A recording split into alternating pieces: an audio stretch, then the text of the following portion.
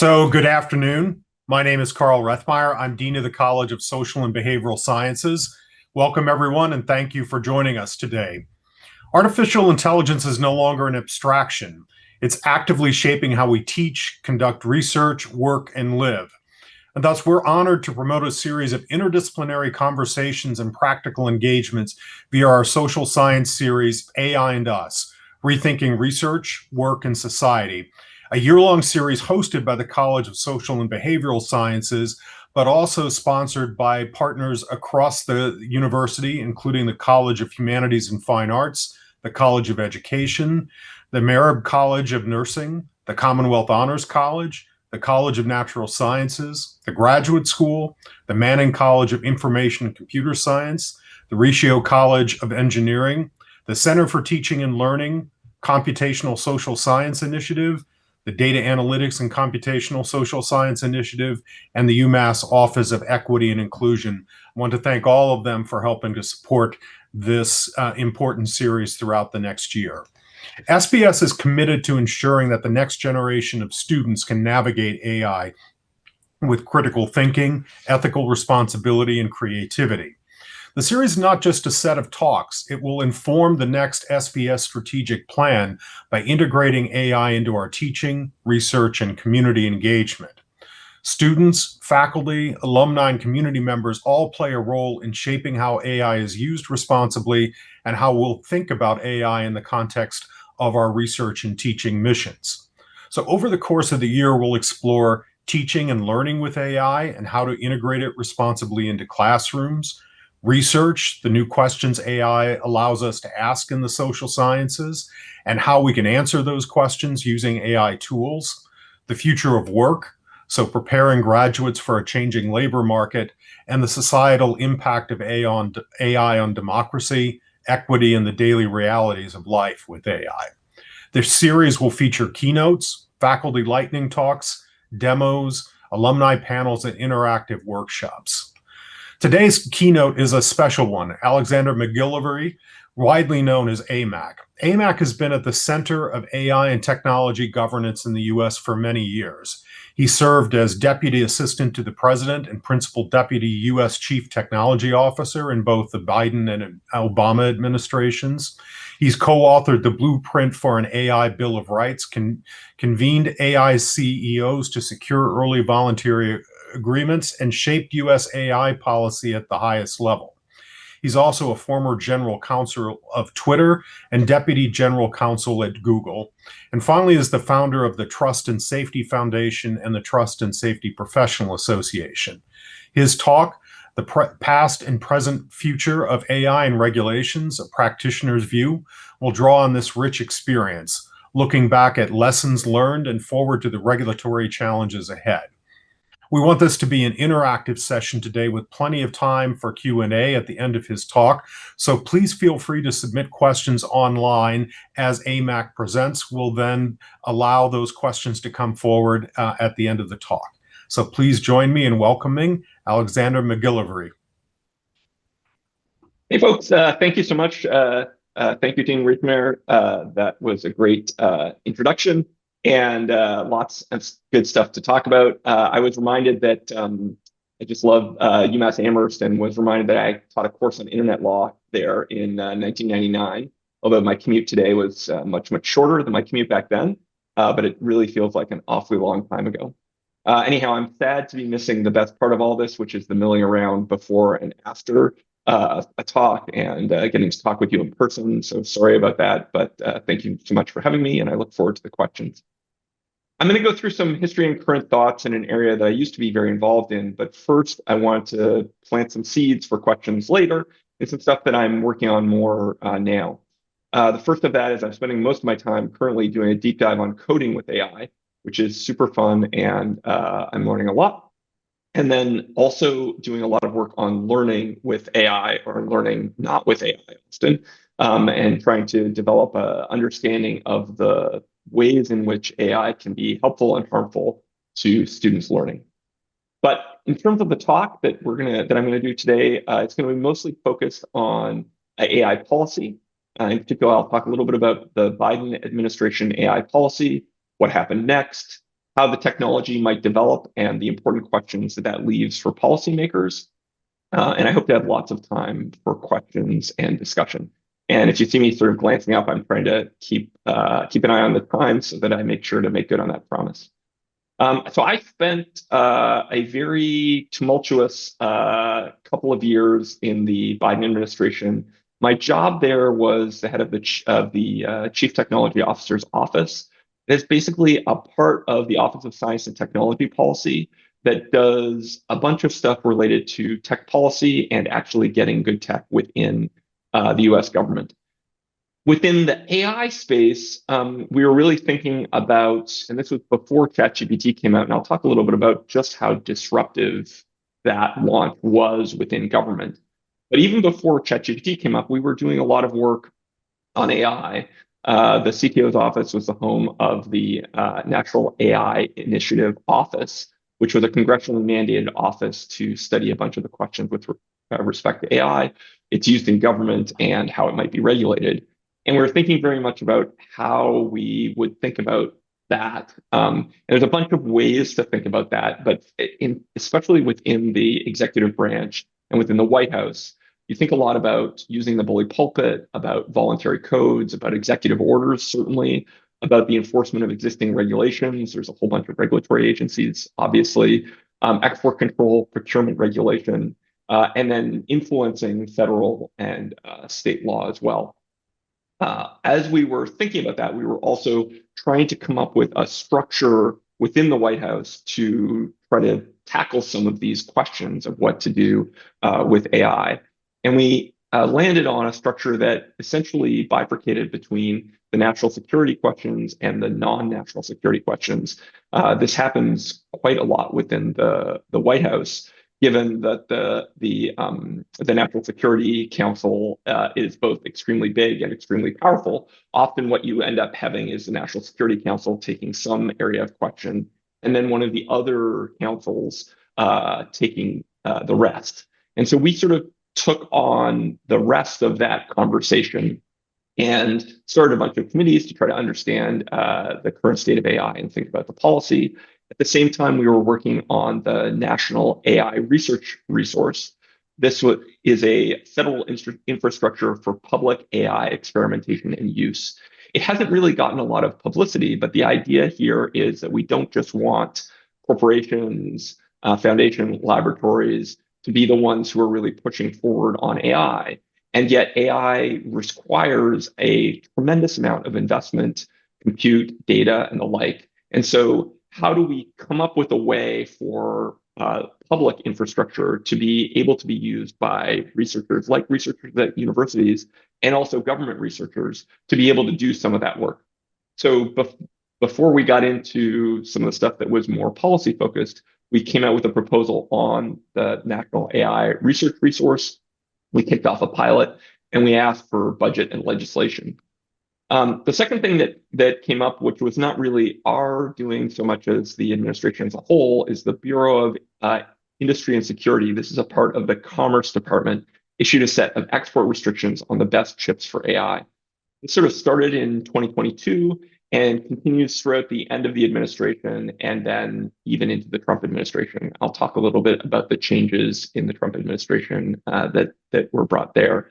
But the last set of these, so these restrictions were mostly on chips, the first restrictions, but in the last set of restrictions, there was more concern about the export of large language model weights. And in trying to ensure that if, for example, OpenAI or Anthropic or Google were to host one of these models with the weights somewhere that was not the United States, that they had the appropriate set of safeguards to ensure that it wouldn't immediately become something that was available wholesale to a different foreign power.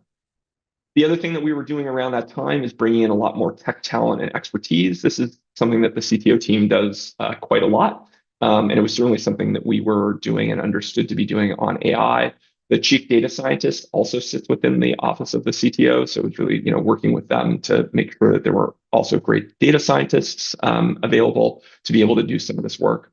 And then our first major piece of bully pulpiting was the blueprint for an AI Bill of Rights. This is something that Dr. Alondra Nelson, really spearheaded, but a bunch of us worked together with her to co-author. And what it was, if for those of you who don't know, is a white paper that was trying to place the right way to think about regulation of AI. And in particular, it was a rights framework. So the idea being, what are the rights that citizens should think about and should have when they were encountering AI? There was a lot of back and forth there. The major prongs of it were, we wanted AI to be safe and effective. We wanted it to be non-discriminatory, privacy protective. We wanted there to be notice that AI was being used and explanation of the things that the AI was determining. And this is in particular for rights impacting artificial intelligence. And then finally, we wanted human alternatives, consideration, and fallback. So this happened in October of 2022. It was also coincided with a launch with a bunch of the enforcement agencies, just trying to make clear that there's nothing about AI that is super special that means it won't have enforcement, and that all the current laws already applied.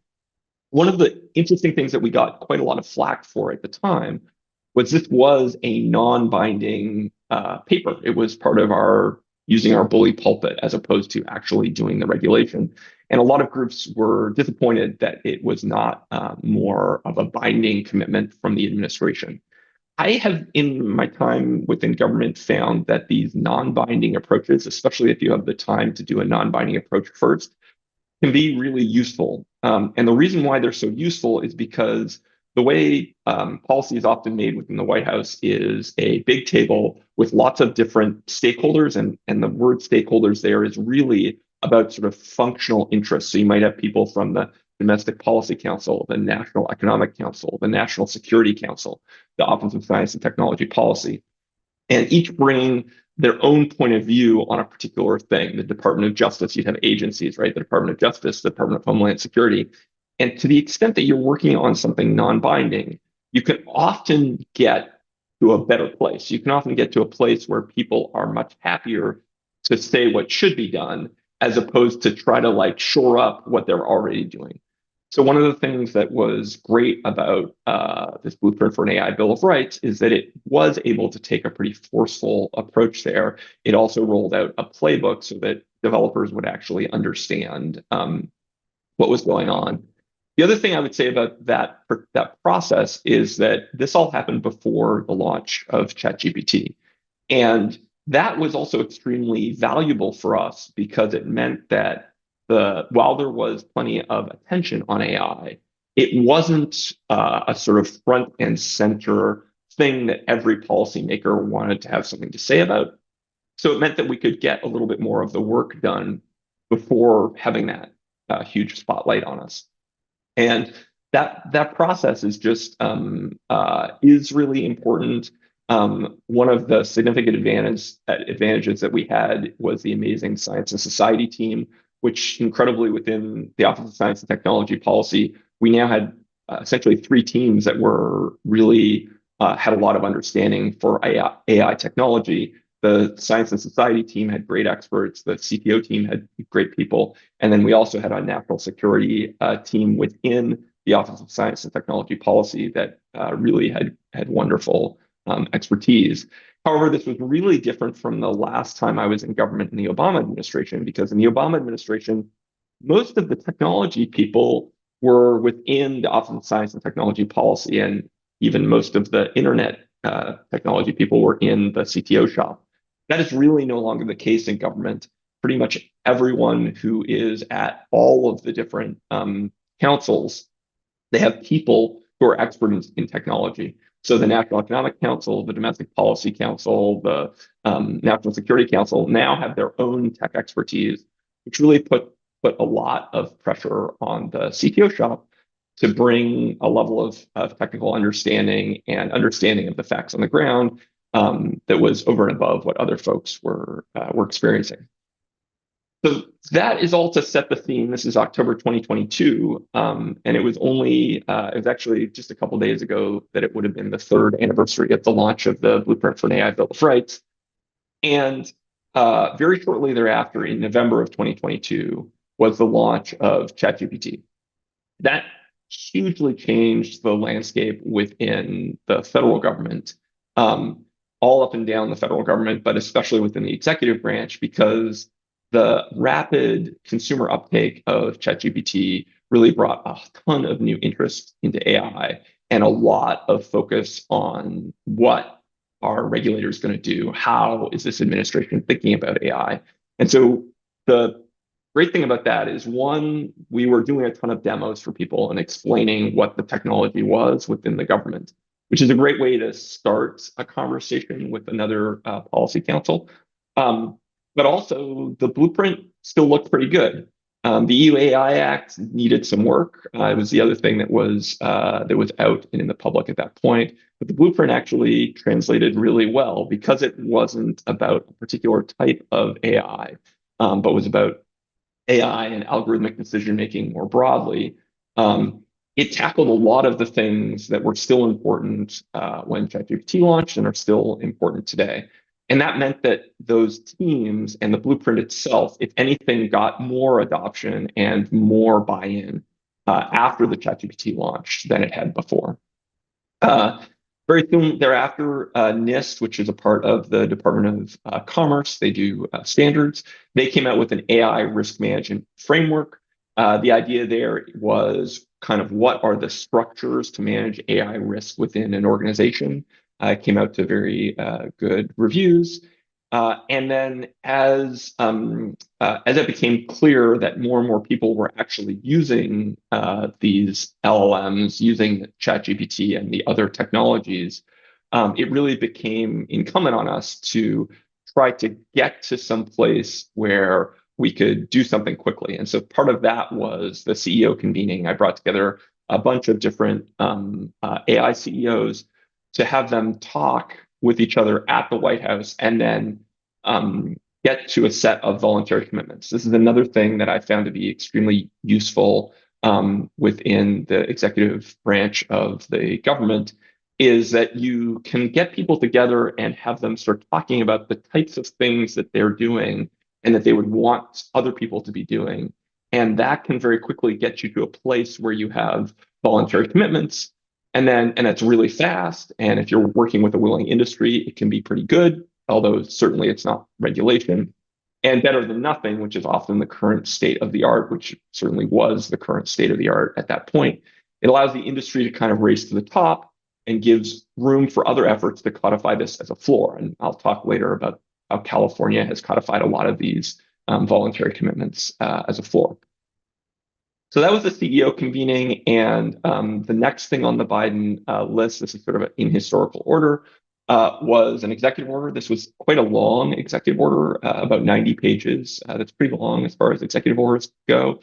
What was interesting about the executive order is that you could sort of see in it some of the splits. And by this time, I was out of government, so I was not actually working on this executive order. But even from the outside, you could see that the Biden administration was struggling with how do we encourage the benefits while reducing the harms? And then in particular on the harms, in AI, there's always this conversation about, are we talking about a existential risk Skynet scenario, which a lot of the AI boosters are extremely worried about? Or are we talking about some of the nuts and bolts current harms, like the discrimination in hiring or housing that are happening right now and that we could do something about? And the EO really was split between those two, and you can kind of see the different parts of the EO as trying to answer those different types of harms and risks, and of course the benefits as well. Also, EOs are always about what the government should do, not so much regulation for industry. And so that was a major focus of the executive order. And finally, later in the administration, there was another executive order that was more narrowly focused on the benefits and on trying to get more data center building within the United States. This is something that the Trump administration would pick up as well. And then the final thing that came out in the Biden administration was this a bit of a sleeper. It's the Office of Management and Budget M memo. M stands for management in this context. This is another really useful way of influencing policy, particularly federal government and entities from which the federal government procures. And so this is a memo from the Office of Management and Budget that's a part of the Executive Office of the President that goes out to most agencies and governs their behavior. It's an extremely powerful tool. It also can be pretty quick. It goes out for comment and then gets made final. And this particular M memo did a bunch of stuff that was really important. First of all, it made agencies have specific officers and structures responsible for AI within their agencies. It made sure that agencies were making public inventories of their uses of AI. It defined safety and rights impacting AI and gave specific compliance requirements for those things. And then it ordered agencies to review and get their systems in compliance by December 2024. And it did a bunch of things, including adding for tech talent recruiting and studying, and just a lot of to-dos. Again, at this point, I was outside of government. This is something we kicked off around the same time as the Blueprint for an AI Bill of Rights, but didn't come out until I was outside of government. And one of the things I did for all the civil servants that were trying to make sense of the EO plus this OMB memo and all the things the government was asking itself to do, it just made a a Google Calendar of all of the different to-dos and when they would when they would be due. But there was a lot in that. The other thing I would say, so the next part of the presentation is really what happened next. Well, what happened next was a transition of power to a different party and a very, very different way of thinking about the world. The export restrictions were kept and extended and then relaxed after a meeting with NVIDIA. It seems like the administration has a somewhat changed view about whether it is a good idea in terms of the number of places where a large scale model training may take place. This new idea that maybe other countries should have the chips and that large scale model training should happen in a bunch of other places happened after Saudi Arabia seems to have purchased about $2 billion worth of cryptocurrency from a firm owned by the president's family and the United States lead deal negotiator on the chip and AI hosting side. So who knows exactly what happened there? There's some great New York Times reporting on this, but it does seem like the government's view of both what chips should be able to be purchased by countries like China, as well as where model training should happen and how many places some of these frontier models should be located, has changed. NARE, the National AI Research Resource, has shifted from a pilot to permanent, but is still way underfunded. The NSF is funding it out of money that is currently in its reduced budget.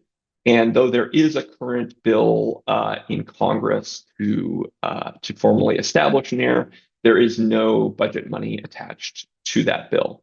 So there's still a long way to go there. At the same time, if anything, the potential price tag for doing NARE well has gotten much, much higher as the major frontier model companies have been investing more and more and more into their initial training runs and the inference cost as well.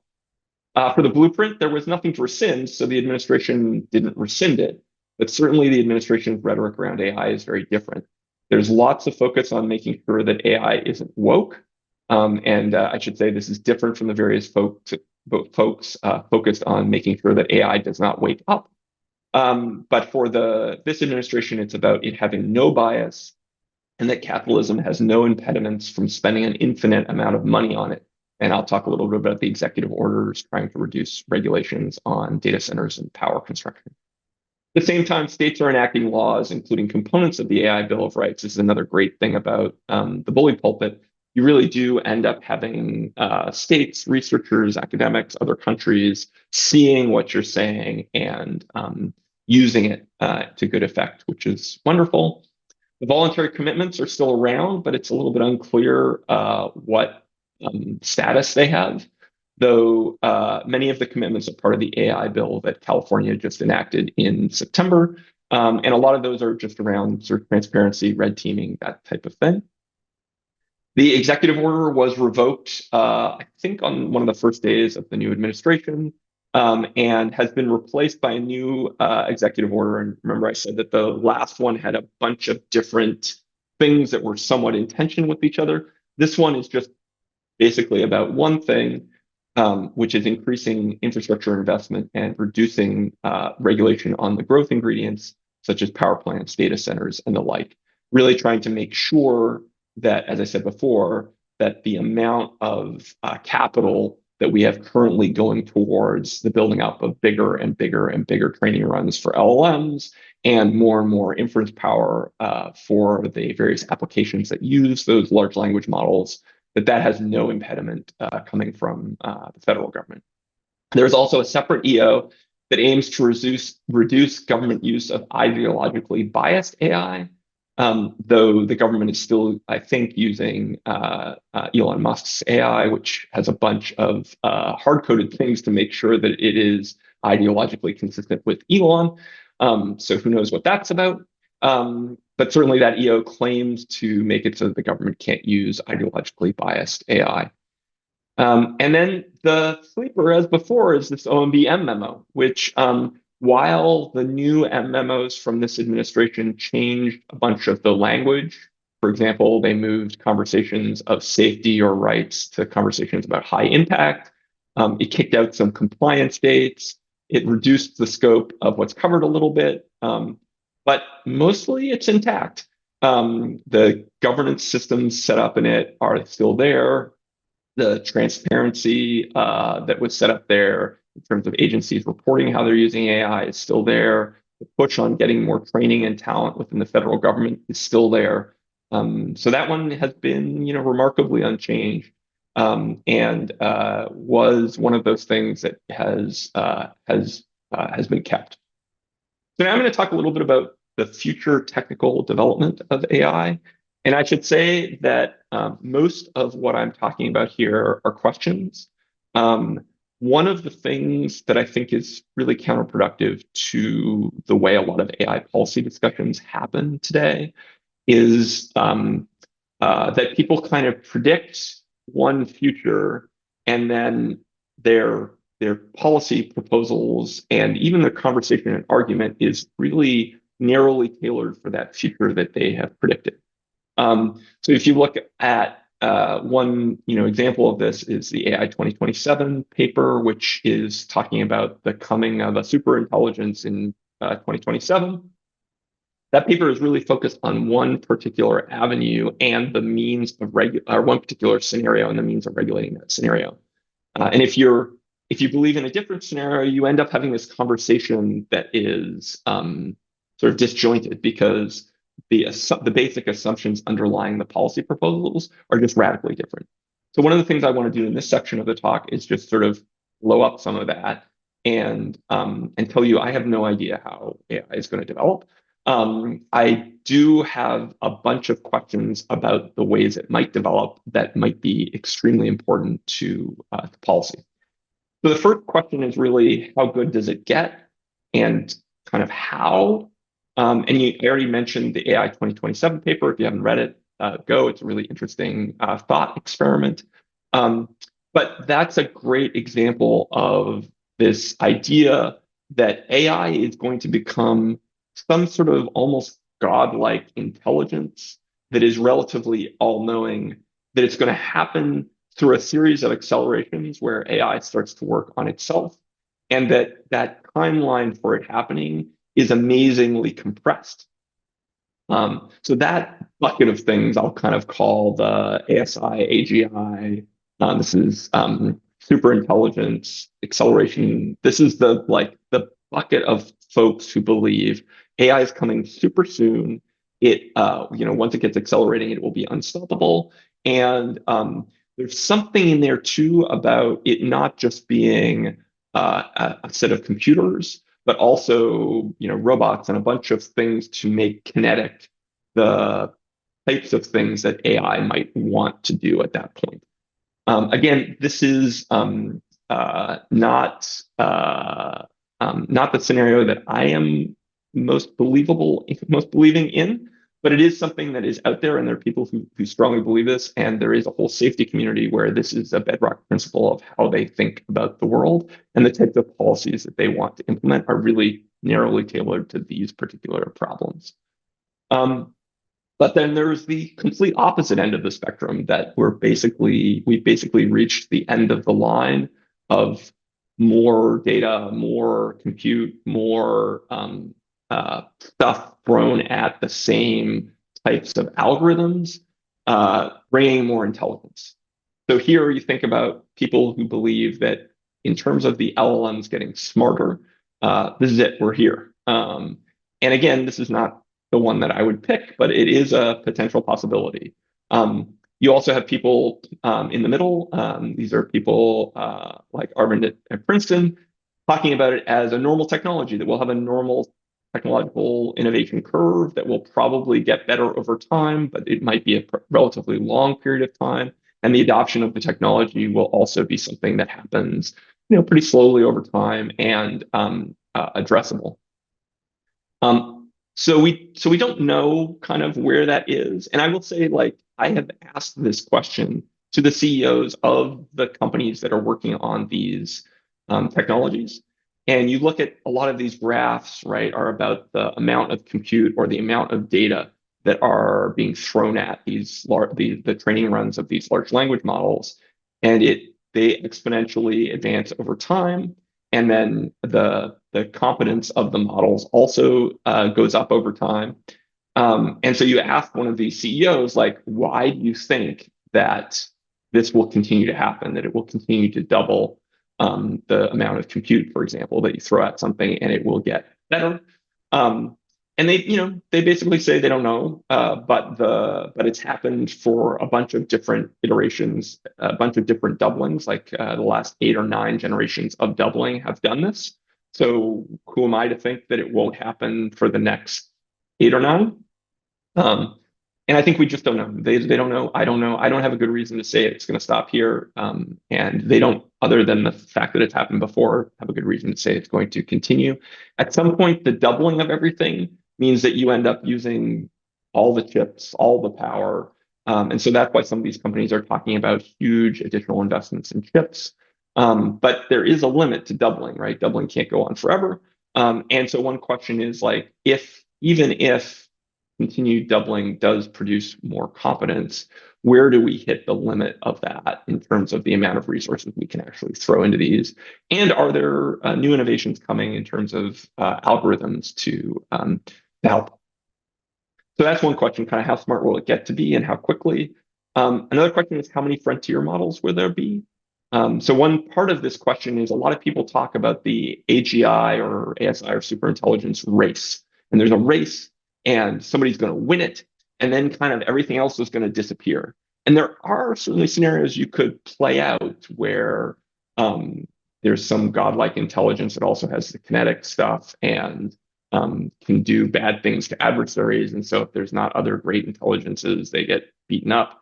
But I think there are a lot of scenarios where this isn't really a race that's going to get won, but instead it's going to be a thing where there are multiple people trying to improve their stuff over time.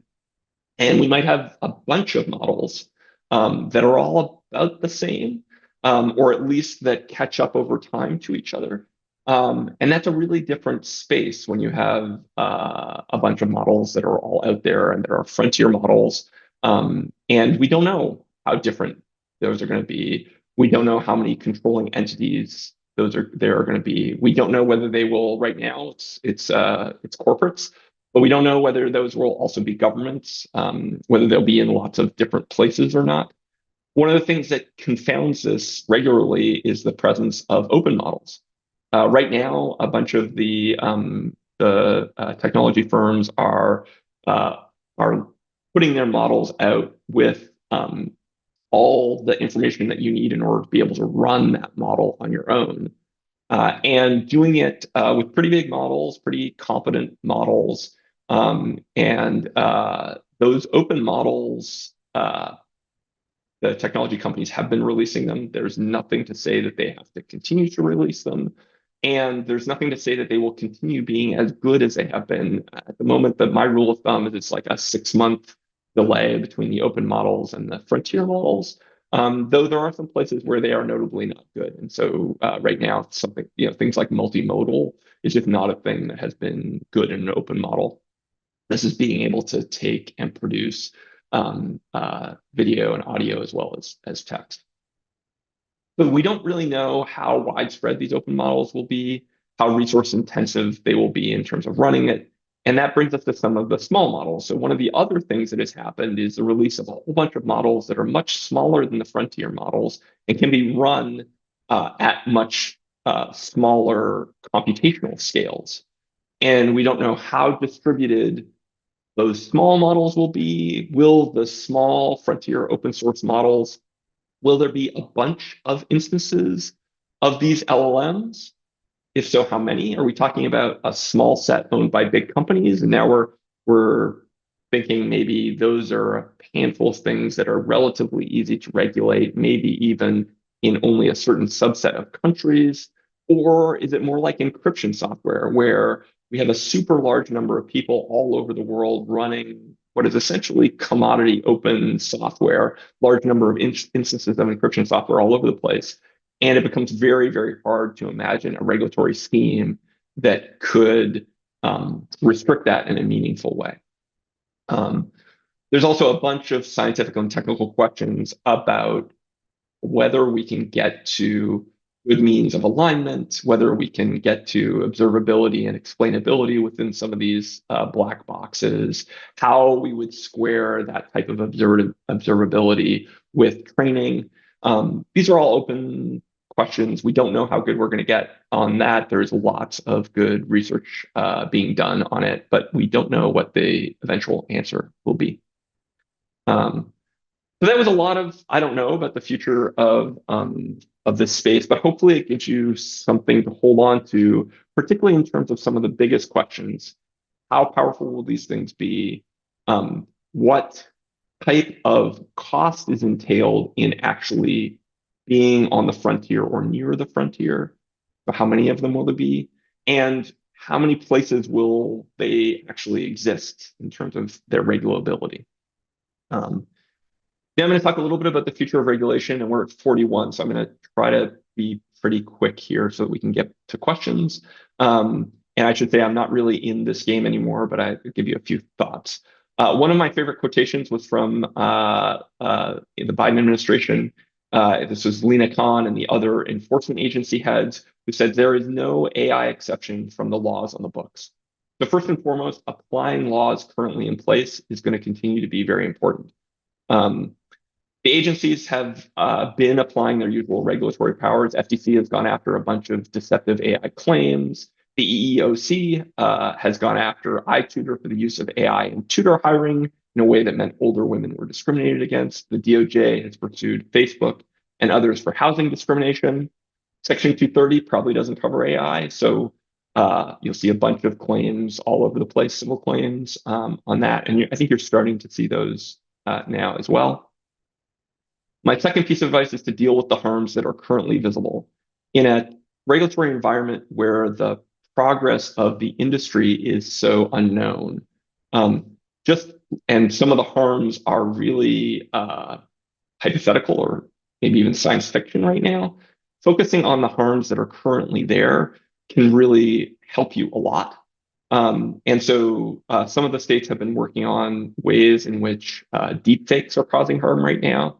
And trying to have laws targeted towards that seems like a good idea. Creating an information and structure that's conducive to good outcomes. So here, transparency, whistleblowing. These are the things that were in the voluntary commitments and they're in California's law. How do we make sure that our regulators know what's going on at these companies and can spot troubles as they arise? That's really, really important and means that you have a better way of reacting to the facts on the ground as they're happening. We also need to force government and policymakers to learn a lot about what this technology is. We need to bring talent into government. We need to train them. And government itself needs to try out these technologies, try building it responsibly, and see what works and what doesn't so that we can regulate more efficiently. Regulation under uncertainty is, in my opinion, still very much worth doing and not really that uncommon. The CAFE standards on fuel efficiency are a great example of this. But what you really need to do is regulate iteratively and delegate the details to ensure that they can change. So it would be great if we could make sure that, for example, if we were taking a blueprint for an AI Bill of Rights, which is still where my heart is at, a rights-based approach, how do we specify those rights in law and then give it to an agency like the Federal Trade Commission to enunciate best practices, to enforce those rights, to make sure that we are adapting as AI changes, as the technology changes, and frankly, as we see more of its actual harms. So all of that also means a mindset of not regulating as if you know what the future holds, but instead thinking about all of the potential outcomes, all of the potential scenarios, and what are the things that are drop dead good ideas to do for all of them right now. And then how would we know if we were moving toward one scenario or another? And how would we be nimble and implement regulation that was designed to address that scenario quickly? Of course, quick, good regulation with trust and government capacity are not really things that are in high ability right now, high value or capacity right now. So we need to build some of that stuff up. We need to make sure to be able to use it, and we need to keep advocating for it. In the near term, this new regulation will be really with the states, with courts, and internationally, which we're seeing a lot. All right, that's 15 minutes left for questions, so I'll turn it back over to questions. Wonderful. Wow.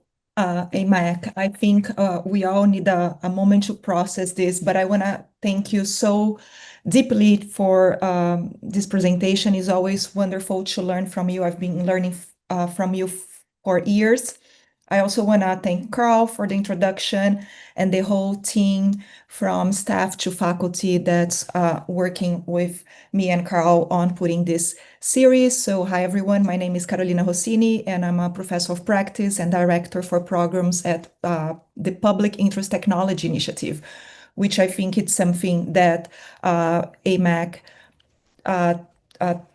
touched a little bit, and I'm gonna help moderate the Q&A. So thank you so much for all the questions. We have 10 questions. I'm not sure we're gonna get to all of them, but I will try to merge a couple. So actually merging one of my questions to with the questions in the Q&A from Catherine, right? So Catherine, she's currently working with a few different groups to try to establish AI policies for specific Massachusetts colleges and universities.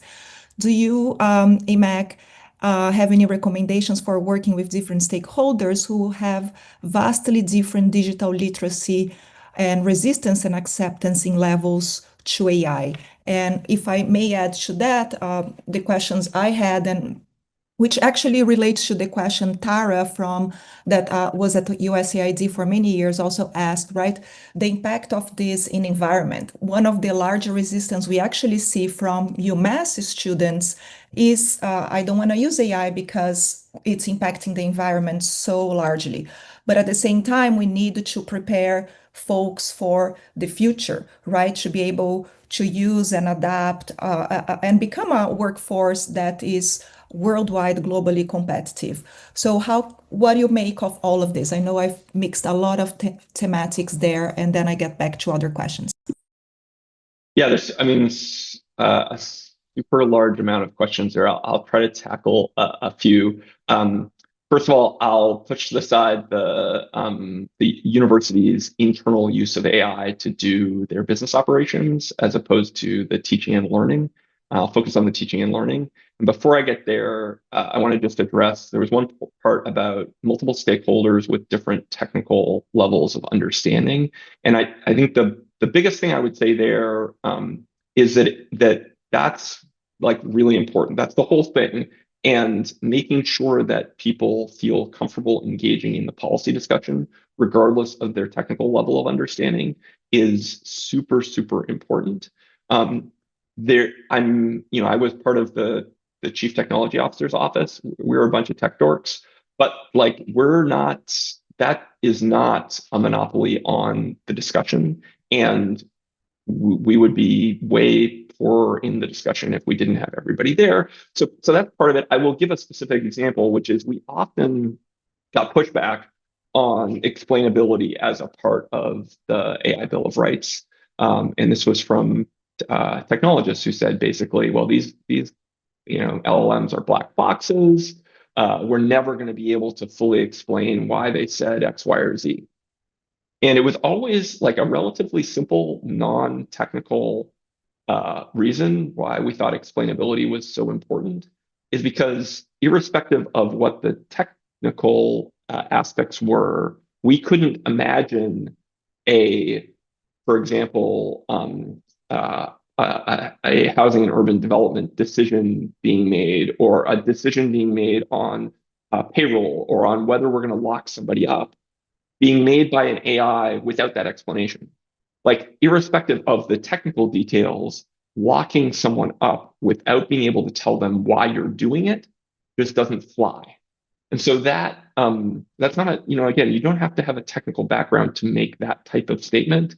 And it is an important grounding thing in a discussion about technology. So in terms of learning and universities, I think the best luck I have had with an analogy of what we're going through right now comes from Kevin Roos at the Hard Fork podcast, and he got it from somebody else, and he can't remember who it was. But the idea of the analogy is weightlifting versus forklifting is the way they talked about it. I talk about it as using a forklift or hitting the gym, and the struggle that students are having is that there's this really easy thing, the forklift, the AI, that can do okay work, and that doing better than okay work is really, really hard.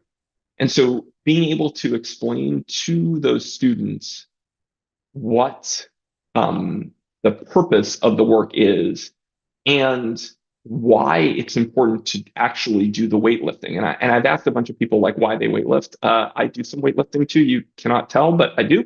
And they do it for all sorts of reasons. And first of all, they do it to build muscle, and that's just the learning, right? It's hard, long work. In fact, the difficulty of it, the struggle is the sign that you're doing the work, and is the sign that you are going to get the muscle at the end of it. And I think especially for learning, that is a huge, huge deal. But you also, when you're weightlifting, you learn a ton. You learn, which is the same in university, learning about the learning. You learn how your body is. You learn about your body awareness. You understand muscle building, et cetera. You also, there are a lot of people who just really like lifting weights. They just like the experience. And there are a lot of people who like struggling with hard academic questions. And that's, again, really important. And finally, to evaluate yourself, to know what you can do, right? Which is a key part of learning. It's a key part of university. It's a key part of K through 12 as well. And it doesn't really happen without that first person thing. The last thing I would say is that the AI tools, there's like a part of writing and learning that happens in the production of an output, but is not the output. That I think having students really understand that is extremely key.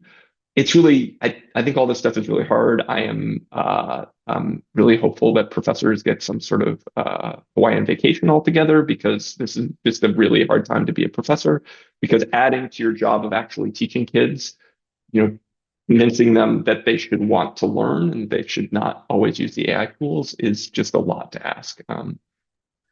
Definitely. Carl, did you hear the suggestion, retreating Hawaii? I support that suggestion. But going back to our questions here, I want to bring some of the topics that appear in Maxine Lee question, and also, let me go down, Taylor Campbell, right? So I think they they both bring connected things, the idea of the human in the loop, right? Which you were you approached a little bit when you say, it doesn't matter your technical background, we all have something to say, right? This idea of the human in the loop, this idea that what is the role of the companies and developers, right? Independently of what's happening in the federal level, you actually see an increased number of jobs that say responsible AI engineer or privacy by design data scientists, right? We are actually capturing those examples, and we're gonna have that later on in the semester.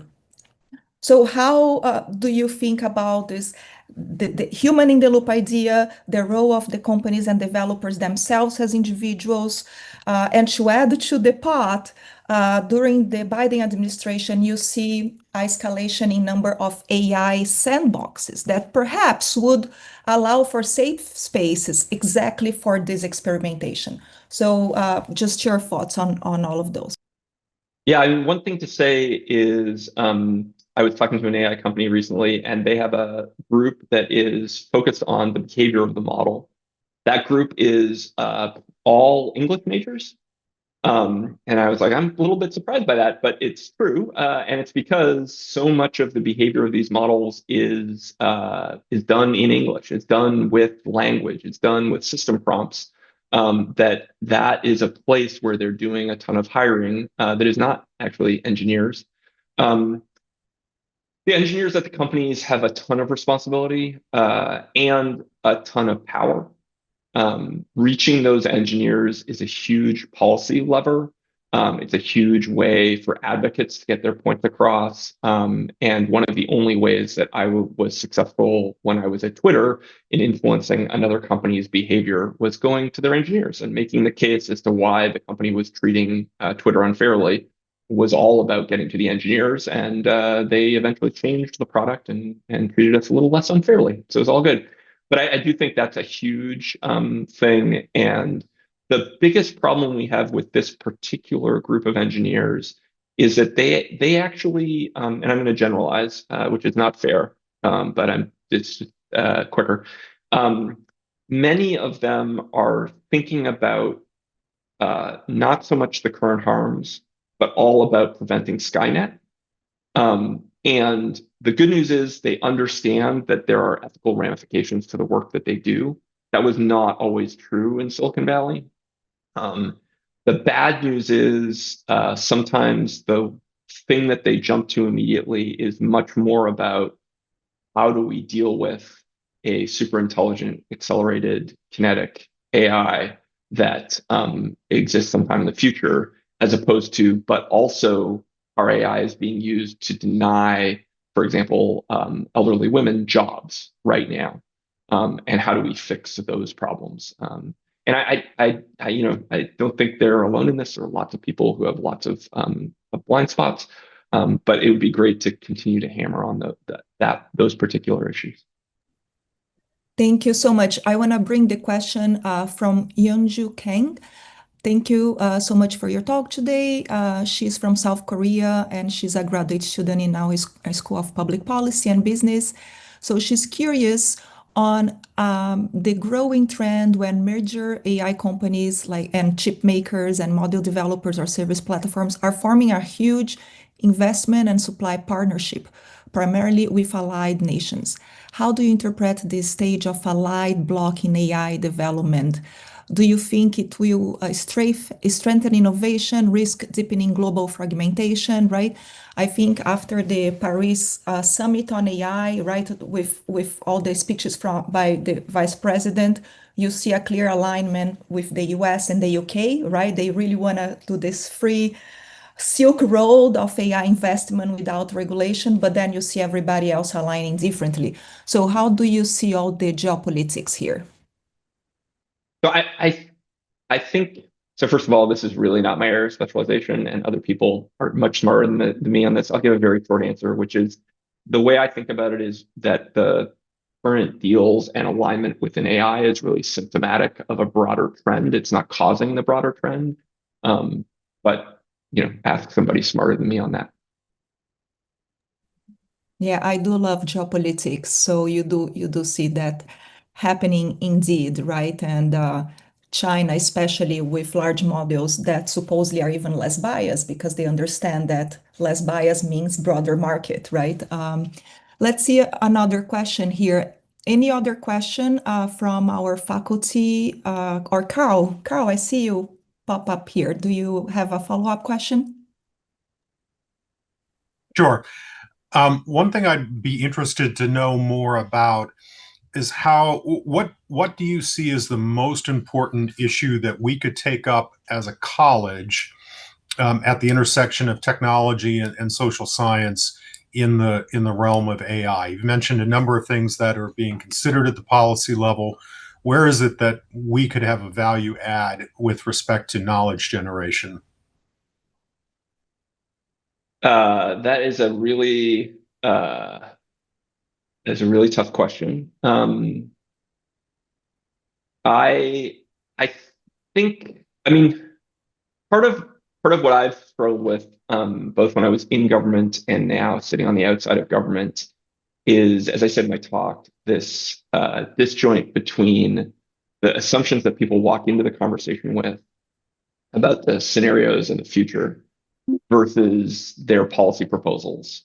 And I think if we could get more of the folks who are talking about current harms and the folks who are talking about existential risks to be able to talk with each other about, we don't know whether you're going to have a super awesome kinetic AI intelligence or just something that's pretty much like normal technology. And so let's plan for both. Like we can do both. Would be great. That would be awesome. Because I think you would get good learning on both sides. I think there is a group of people who have consistently said that AI is not useful and not something that is actually making a positive difference in any way. And I think those folks have been discredited by just the continuing evolution of these tools. I'm constantly surprised in my code gen stuff at just how wrong and bad the AI is, but also how the tool takes all that wrong and bad and makes it something that's more useful. And so I think if we can get those folks together, that would be very, very useful stuff.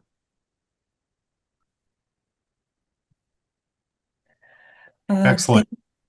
Go ahead.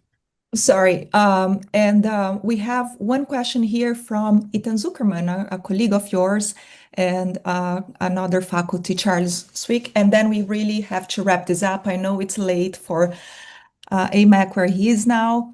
So Ethan asks, it's extremely helpful in understanding the state of the art around regulation. You mentioned deepfakes as an area where we could imagine policy unfolding, even under the current administration. Are there other areas like employment or housing discrimination that you could imagine having traction in an environment that does not want to limit AI?